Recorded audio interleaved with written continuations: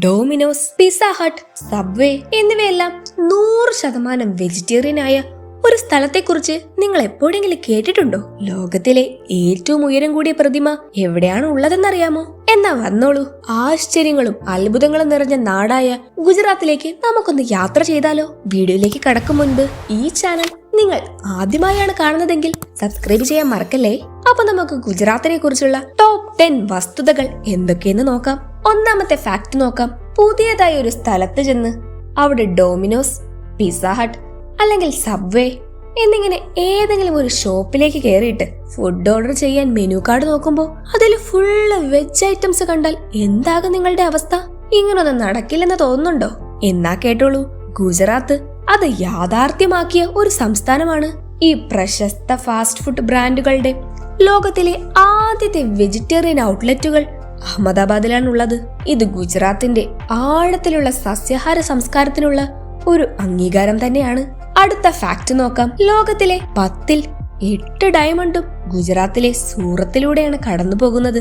വജ്രങ്ങൾ വെട്ടി മിനുക്കി മിന്നുന്ന നിധികളാക്കി മാറ്റുന്ന ഈ നഗരം ആഗോള വജ്ര വ്യവസായത്തിന്റെ ഹൃദയഭാഗമാണ്. പെർ ക്യാപിറ്റ ഇൻകത്തിന്റെ കാര്യത്തിൽ ഇന്ത്യയിലെ ഏറ്റവും സമ്പന്നമായ നഗരങ്ങളിൽ ഒന്നാണ് സൂറത്ത് എന്നതിൽ അതിശയിക്കാൻ ഒന്നും തന്നെയില്ല. മൂന്നാമത്തെ ഫാക്ട് ക്രിക്കറ്റ് പ്രേമികൾക്കുള്ളതാണ്. ലോകത്തിലെ ഏറ്റവും വലിയ ക്രിക്കറ്റ് സ്റ്റേഡിയമായ നരേന്ദ്രമോദി സ്റ്റേഡിയം ഗുജറാത്തിലെ അഹമ്മദാബാദിലാണുള്ളത്. 1,10,000 പേർക്കുള്ള ഇരിപ്പിടം, 3000 കാറുകൾക്കും 10,000 ഇരുചക്ര വാഹനങ്ങൾക്കുമുള്ള പാർക്കിംഗ് എന്നിവയൊക്കെയുള്ള ഇവിടം കായിക പ്രേമികൾക്ക് ഒരു പറുദീസ തന്നെയാണ്. അടുത്ത ഫാക്ട് നോക്കാം. ഗുജറാത്തിന്റെ ഹൃദയ ഭാഗത്താണ് ഏഷ്യൻ സിംഹങ്ങൾ കാണപ്പെടുന്ന ലോകത്തിലെ ഏക സ്ഥലമായ ഗിർ വനം സ്ഥിതി ചെയ്യുന്നത്. ഈ മഹത്തായ ജീവികൾ ഒരിക്കൽ ഏഷ്യയിൽ ഉടനീളം ഉണ്ടായിരുന്നതാണ്. എന്നാൽ ഇന്ന് അവരെല്ലാവരും തന്നെ ഇവിടെ സംരക്ഷിക്കപ്പെടുകയാണ്. അഞ്ചാമത്തെ ഫാക്ട് നോക്കാം.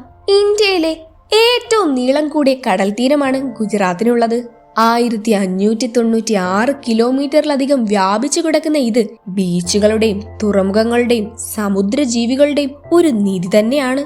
ഗുജറാത്തിന്റെ ഒരു ഭാഗവും കടലിൽ നിന്ന് 160 കിലോമീറ്ററിൽ കൂടുതൽ അകലെ അല്ല എന്നത് മറ്റൊരു വസ്തുതയാണ്. അടുത്തതായി പറയാനുള്ളത് ലോകത്തിലെ ഏറ്റവും വലിയ സ്റ്റാച്യുവിനെ പറ്റിയാണ്. ഏകദേശം 600 അടി ഉയരത്തിൽ നിൽക്കുന്ന സ്റ്റാച്യു ഓഫ് യൂണിറ്റി ഒരു എഞ്ചിനീയറിംഗ് വിസ്മയം തന്നെയാണ്. ഇന്ത്യയുടെ ആദ്യ ഉപപ്രധാനമന്ത്രിയായിരുന്ന സർദാർ വല്ലഭായ് പട്ടേലിന്റെ ഈ സ്റ്റാച്യു ഓഫ് ലിബർട്ടിയുടെ ഇരട്ടി ഉയരത്തിലാണുള്ളത്. ഇത് പട്ടേലിനെ പോലെ തന്നെ ഐക്യത്തിന്റെയും ശക്തിയുടെയും വീക്ഷണത്തിന്റെയും പ്രതീകമാണ്.